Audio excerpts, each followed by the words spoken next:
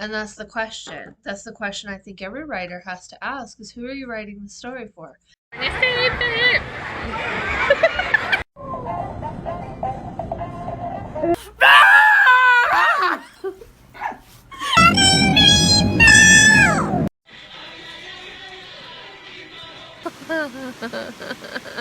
I may die.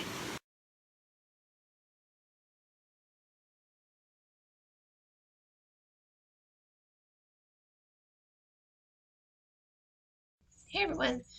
Today I want to talk about, I don't know, just share what I'm feeling a little bit overwhelmed and stressed with the planning of the series. It's not the planning of it. I mean, the planning is like super enjoyable.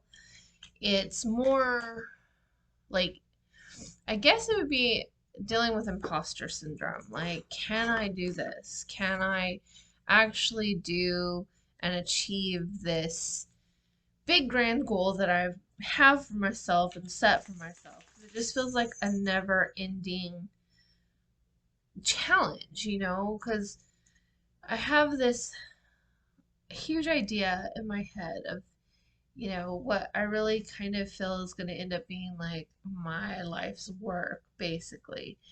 And that's a little overwhelming in itself, the, idea of committing to something that before the end of it can take years to write because, everything I have plotted out from book one all the way to the end of the books, to the story, it's going to take a little while to get there. So that right there is a little daunting. I'm not a type of person who really likes to commit to the things because I don't want to set myself up for failure. But this is also something that I really, really want. So I don't want to not commit, but it's like, holy crap. If I only write one book a year, that's putting me at like 70 by the time I'm done writing, and just writing the first drafts, and then to edit and tweak and everything. It's just like, if you think about it that way, you're just like, ah, and you're like completely overwhelmed, and you're just like, I can't do this, I can't do this. So you have, like total overwhelming just to commit to the idea. But, and I will not lie and say that I haven't considered, everything that, oh, you can't do this, you don't have the skill, or what if you don't live long enough, and just, what if you can't actually do this, and all of those things that everyone has those doubts, and I mean, they're big doubts. And then you feel overwhelmed because I have written the first four books, so I only need to write another, 32. Yeah, 32 more. That's nothing else. Yeah. So, I mean, that doesn't seem like too much, but it is. You're like, oh, that's just a lot. 32 books is quite a bit, and the idea, it's the time will pass regardless. So logically, I know that even if I don't write it now, I 32 years are gonna pass regardless. So might as well work on what I want to work on, right? But then that's just a whole new level. So it's like, yeah, I know I'll write all the books because I want to know what happens, and I want to write the story, and I write anyways, so you might as well work on this series because these are the books I want to write right now. And if that changes, that changes. But, for now, this is the story I want to write. So I'm like, okay, so yeah, I'm writing this series and I'm plotting it and planning it, and it takes over a lot of my thought processes because it's, it's my work in progress, but it's also, you know, big picture. So basically it's like writing one novel, just a very complex novel, and each single book in the series is like a chapter. And so if you look at it like that way, it's a little less overwhelming because you're like, oh, I'm just writing a single story, and these are just the chapters of the story. And then to write each story has its own challenges. It's like I know the whole process, but what really gets me is the editing and the marketing and what if no one reads this and what if no one even cares and who am I writing it for? It gets overwhelming, and I think every writer hits that point. You get there and you're like, can I do this? Do I have what it takes to be, successful? And more, what am I wanting out of the process? Am I wanting fame? Am I wanting to be a bestseller? Like, what and how do I define my success? What is my success? What does that look like for me? And is it the same as it was when I was 14, 15 years old and said, I don't ever want to sell out with my writing. I want to write what I want to write. I don't think I want an agent.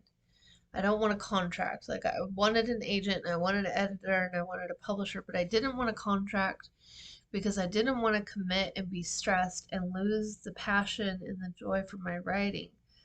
So what I find myself doing now is walking this really delicate tightrope between my writing becoming the grind and a job and something, an obligation that I have to do, and losing the passion and joy of getting to write, of creating these worlds and being in these places. And that's what I have to figure out, is how can I keep my balance to where I am still passionate and my writing is fun and pleasure and joy, while still achieving more mature adult goals of publishing the series and getting it in front of readers and people who will enjoy it and enjoy the story. Because yes, I mainly write for myself. I'm selfish that way. I want to know what happens. I want to go back and reread my work. So the question is, and the whole point of this random rant was, what do I want to get out of it?